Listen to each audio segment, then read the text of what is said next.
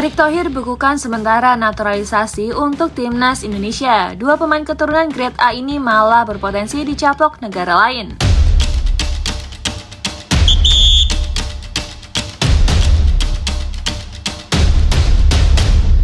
Timnas Indonesia terancam kehilangan dua pemain keturunan grade A setelah Ketua Umum PSSI Erick Thohir menutup pintu sementara naturalisasi. Kedua pemain itu berpotensi mendapat panggilan dari tim nasional negara lain. Jelang FIFA Matchday Juni 2026, Erick Thohir menegaskan bahwa tidak akan ada penambahan pemain naturalisasi dalam waktu dekat ini. Keputusan tersebut disampaikan Erick Thohir secara langsung saat ditemui di Gelora Bung Karno Arena Senayan, Jakarta pada Kamis 16 April 2026.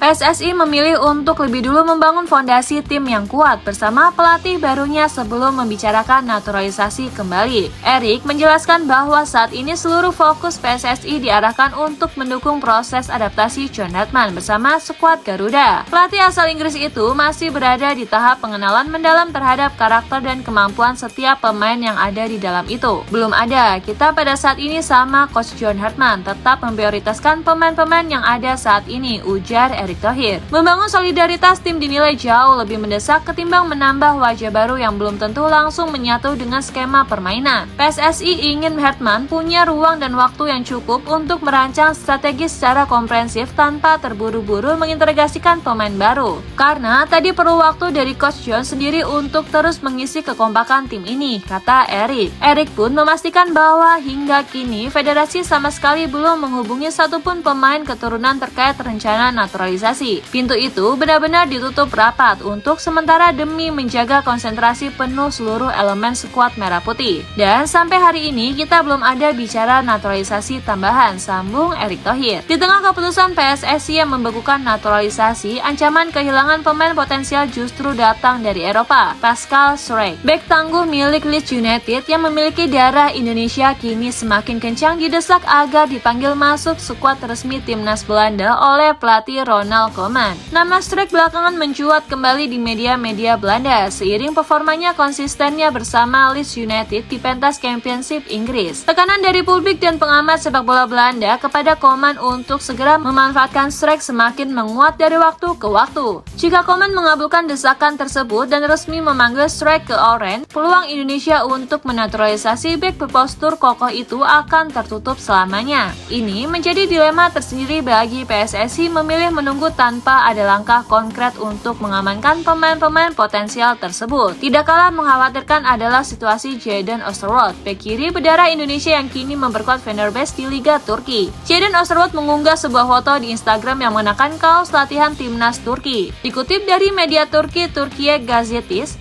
unggahan tersebut pun langsung memunculkan spekulasi soal masa depannya. Ex pemain Parma ini diharapkan bisa dinaturalisasi. Jadon Oosterwolde yang menjalani musim keempat di Fenerbahce membagikan foto dirinya mengenakan jersey tim nasional Turki di media sosial. Komentar-komentar menyebutkan bahwa pemain sepak bola Belanda berusia 24 tahun itu mungkin akan memilih Turki, tulis Türkiye Gazetesi. Menariknya, meski Jadon Oosterwolde pernah memperkuat timnas Belanda di level usia muda, ia belum sekalipun mencatatkan penampilan resmi di tim senior. Situasi ini membuat peluangnya untuk membela negara lain termasuk Turki masih terbuka di kancah internasional. Meski begitu, proses menuju timnas Turki tidaklah instan mengacu pada aturan FIFA. Pemain yang ingin berganti asosiasi melalui kewarganegaraan harus menetap dan berkarir secara profesional di negara tersebut setidaknya 5 tahun tanpa jeda. Oosterwolde sendiri baru bergabung dengan Fenerbahce pada awal 2023 sehingga masih membutuhkan waktu